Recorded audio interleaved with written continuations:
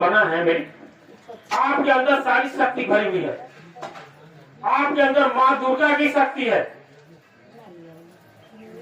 आपके अंदर माँ सीता की शक्ति है, आपके अंदर सदा पे माँ सती अनुसुईया की जैसी है, आपके अंदर सती सावित्री का भी शक्ति है,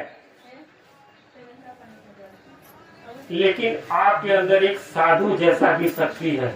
मतलब अम्मा सब कुछ जानती है, पूरे परिवार का भार आपके औरतों के ऊपर होता है ना, लेकिन आप किसी से कहती नहीं। मुझे पैदा की है, आप तकलीफ जानती है कैसे हो, है ना, फिर भी आप किसी से नहीं कहती है। घर का सारा काम करती है आप, है ना, सारा काम करती है, अपना भी करती है, परिवार को भी देखती है, एक बच्चे को देखते हैं, सब कुछ सारी समस्या को देखते हुए समय निकालती। चला भैया की है चर्चा पर या फलाने की पूजा है ना। गुरु भाई क्या करता है, एक काम करता है, खाना खा लेता है, टिफिन लेता है, नौकरी पे निकल जाता है। लेकिन आप लोग सारी समस्याओं का, सारे परिवार का समस्या का लेकर के अपने शरीर के दुख को भी सहन करते हुए चर्चे में जाती है, पूजा में जाती है, हवन में जाती है ना। क्यों? कि मेरा परिवार सुखी रहे। 1 घंटा 2 घंटा चर्चा या पूजा पाठ सुनने के बाद प्रसाद लेकर भागे भागे फिर घर जाती है, फिर अपने घर का सारा काम करती है? लेकिन आपके अंदर वो शक्ति है कि वो शक्ति अगर आप अख्तियार कर दे, जागृत कर दे, तो दुर्गा के रूप में हो जाएगी। कोई आपको मना नहीं कर सकता है, लेकिन आपके अंदर इतनी सहनशीलता है। इसलिए आप लोगों का है कि मेरा परिवार सुखमय है, शांति है, इसलिए आप लोगों के साथ, आप लोगों के सहारे चर्चा चलता है, पूजा चलता है, परिवार चलता है। दीदी नीलम को देखिए, जो इस राजा की लड़की थी, साहब डिप्टी कलेक्टर थे, उनकी धर्मपत्नी थी, लेकिन साहब के साथ कंधा से कंधा मिला करके, साहब के साथ योगदान करके, सहयोग करके, एक राजा की लड़की होती हुई, एक कलेक्टर की पत्नी होती हुई, गांव गांव में जाती थी, एक पेपर लेकर के बैठ करके, ये नहीं देखती कि गंदा है या ये गरीब है या अमीर है, क्या है, सबके घर ही बराबर जाती। आज उनका दिन है। साहब कहते हैं जो आज इतने ऊंचाई तक हम पहुंचे हुए हैं, इसी को गुरु माने हमारे दीदी का देन। नीलम दीदी जब पैदा हुई, लोग उनके मायके वाले भी कहते हैं, जब नीलम दीदी पैदा हुई, बच्ची हुई, तो उनकी सेवा में हमेशा 6 दासियां लगी रहती थी। और वास्तव में सोने के खटोले में झूलती थी। ऐसे घर की वो लड़की थी। लेकिन आज पूरे विश्व को एक धागे में बांध कर रख दी। साहब कहते हैं कि दीदी ने मुझे बहुत ताकत दिया है। जैसे आप लोग हैं ना, हमारे गुरु भाई होंगे, कुछ भी हो, उनका दिमाग गर्म हो जाए, कुछ भी हो, गलत रास्ता पर लेके आपको सहयोग देती है ना, समझाती है।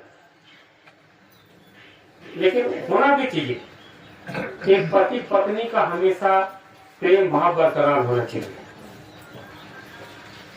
तो दीदी ने संकल्प किया कि हे पतिदेव, हे साहब,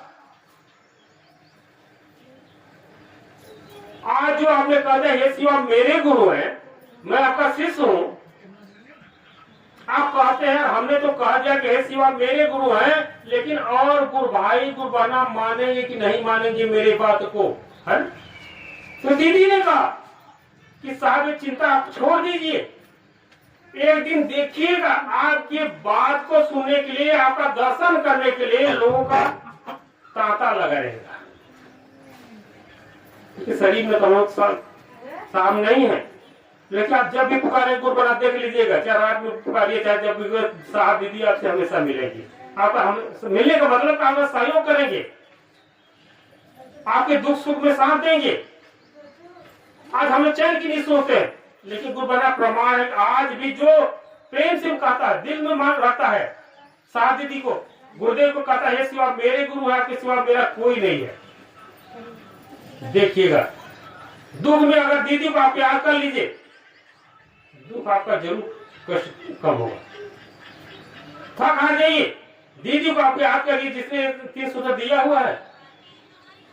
दीदी का संकल्प था, साहब कहते हैं कोई गुरु मानेगा कि नहीं मानेगा, हम क्या करें।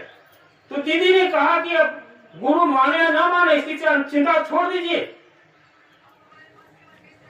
कुर्बान साहब एक दिन ये आएगा, एक एक आदमी शिव को अपना गुरु बनाएगा।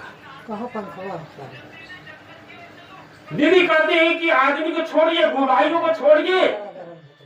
दीदी का संकल्प है कि गुरु भाइयों को छोड़ दीजिए, मैं पेड़ के एक एक पत्ते से कहवा दूंगा। ये पेड़ का एक एक पत्ता बोलेगा कि हे शिव आप मेरे गुरु हैं।